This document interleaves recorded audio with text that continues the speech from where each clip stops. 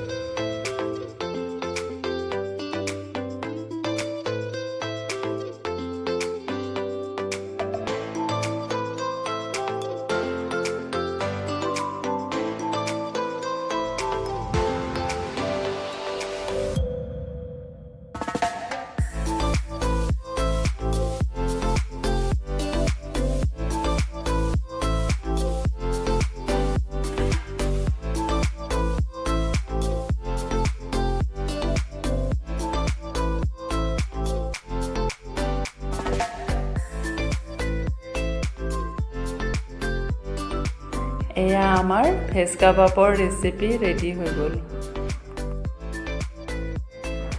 যদি আমাৰ ভিডিঅ'টো চাই আপোনালোকে ভাল পাইছে তেন্তে লাইক, শ্বেয়াৰ আৰু ছাবস্ক্ৰাইব কৰিবলৈ নাপাহৰিব। ধন্যবাদ।